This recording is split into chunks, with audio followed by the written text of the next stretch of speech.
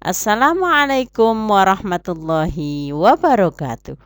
Selamat berjumpa kembali dalam pembelajaran Al-Quran Hadis.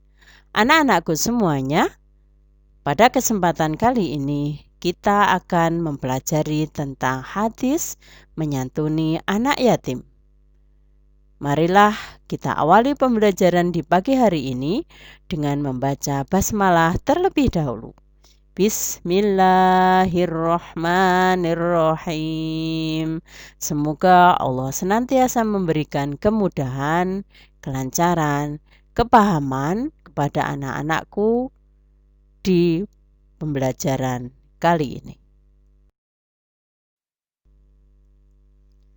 Sebelum kita mempelajari tentang hadis menyantuni anak yatim, anak-anak perlu tahu siapa anak yatim itu? Kata yatim berasal dari bahasa Arab yaitu yutmun yang mempunyai arti kesendirian.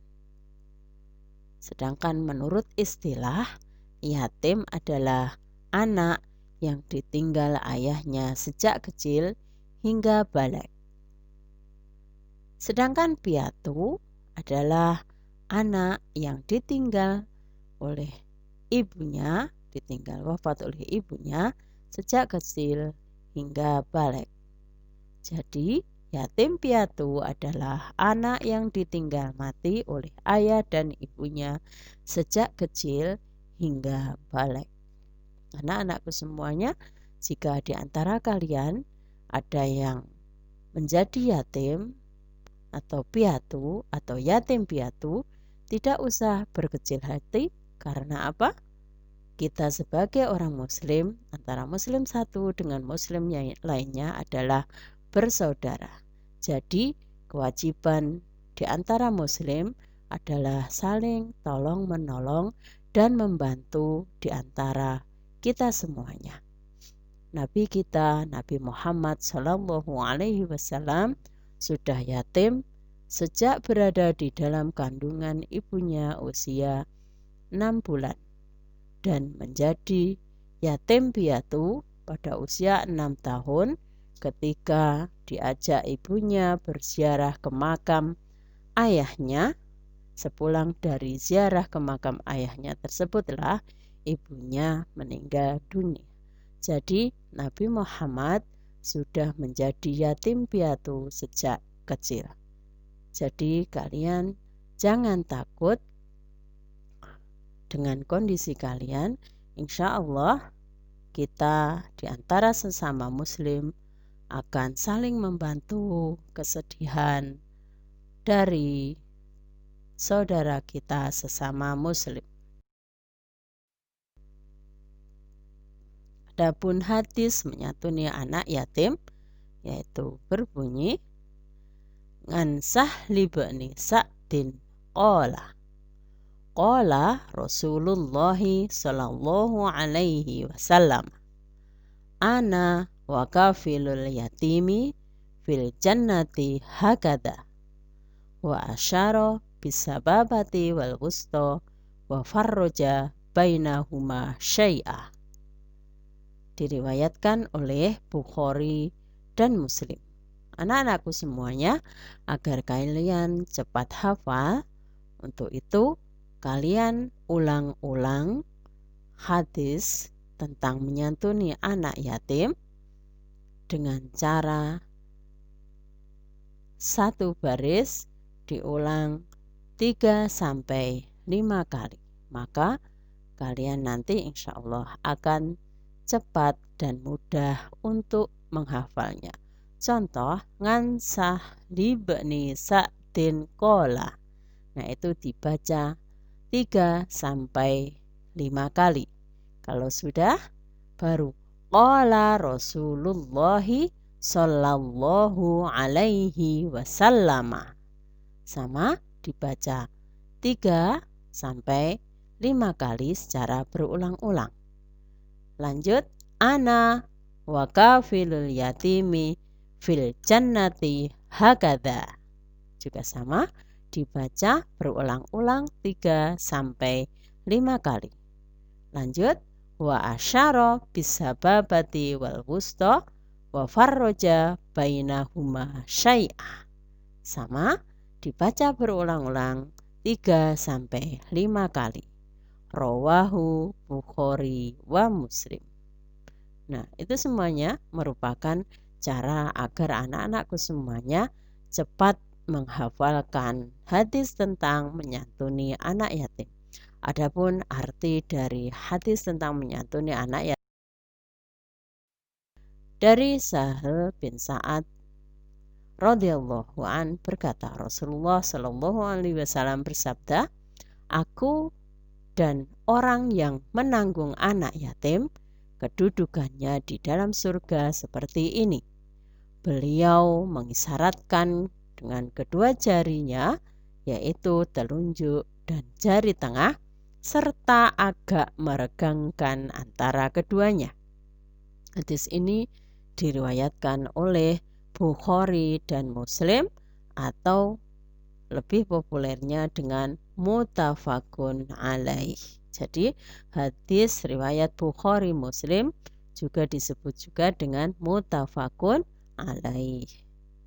Jadi nanti kalau ada pertanyaan apa sebutan hadis riwayat Bukhari dan Muslim, yaitu jawabannya muttafaqun alaih. Dan anak-anakku semuanya, selain anak-anakku harus menghafal hadisnya, kalian juga harus tahu tentang artinya. Itu setelah kalian hafal hadisnya, baru menghafalkan artinya.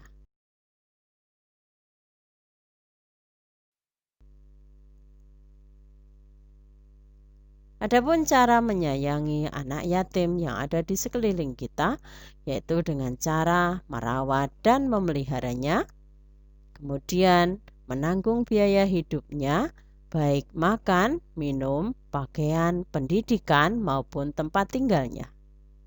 Kemudian membimbingnya dengan bimbingan Islam dalam hal akidah atau keyakinan, ibadah, akhlak, dan muamalah dengan sesama makhluk di sekeliling kita. Adapun perilaku yang harus dihindari terhadap anak yatim, diantaranya menghardik atau menyia-nyiakannya. Kita tidak diperbolehkan menghardik atau menyia-nyiakan anak yatim yang ada di sekeliling kita, atau menyakitinya baik dengan pukulan, kata-kata, dan lain sebagainya. Yang kedua, memusuhinya dan menganiayanya. Seperti Budian contohkan tadi, tidak boleh menjelek-jelekannya atau mengolok-oloknya, atau bahkan menganiayanya atau menyakitinya dengan berupa pukulan atau cubitan dan lain sebagainya. Meskipun anak yatim tersebut nakal dan lain sebagainya, kita harus tetap menasihatinya dengan lemah lembut. Tidak boleh dengan cara yang kasar. Yang ketiga, menjadikannya pengamen atau pengemis. Itu suatu perilaku yang sama sekali tidak diperkenankan dalam agama kita. Karena selain tidak diperkenankan dalam agama kita, hal tersebut juga bertentangan dengan dasar negara kita, yaitu Pancasila. Karena setiap manusia mempunyai hak untuk hidup sesuai dengan keinginannya. Tidak boleh dipaksakan maupun tidak boleh dijadikan apalagi pengamen atau pengemis. Yang keempat, memakan atau merampas hartanya. Kita sebagai seorang muslim yang tahu akan hukum tentang menyantuni anak yatim, untuk itu kita harus menghindarkan agar kita tidak memakan, merampas, apalagi menggunakan harta benda dari si anak yatim. Alangkah lebih baiknya bila harta benda dari si anak yatim yang belum bisa mengelolanya tersebut kita simpan, di mana besok apabila sampai pada waktunya anak-anak tersebut sudah balik dan mampu untuk hidup sendiri, harta bendanya tersebut kita berikan sebagai penopang untuk kehidupannya kelak. Hikmah menyantuni anak yatim yang pertama adalah meraih peluang menjadi teman Rasulullah di surga. Yang kedua, pengasuh anak yatim dijamin masuk surga, mendapat predikat abror atau soleh atau taat kepada Allah, memperoleh pertolongan dari Allah. Yang kelima, menghindarkan dari siksa akhirat dan merupakan investasi amal untuk bekal hidup kita di akhirat nanti. Yang keenam, menggapai keberuntungan dan menjadi yang terbaik di mata Allah Subhanahu wa Ta'ala. Demikian tadi pembelajaran kita pada pertemuan hari ini. Sebelum berpisah, marilah kita tutup dengan membaca hamdalah bersama-sama. Alhamdulillahirabbil alamin. Semoga pembelajaran hari ini bermanfaat dan menjadikan kita lebih takwa kepada Allah Subhanahu wa Ta'ala. Jangan lupa untuk selalu bertadarus Al-Quran selepas maghrib, selalu sholat berjamaah, cuci tangan pakai sabun, dan selalu menerapkan pola hidup bersih dan sehat dimanapun berada. Terus semangat and see you next time. Billahi taufiq wal hidayah. Assalamualaikum warahmatullahi wabarakatuh.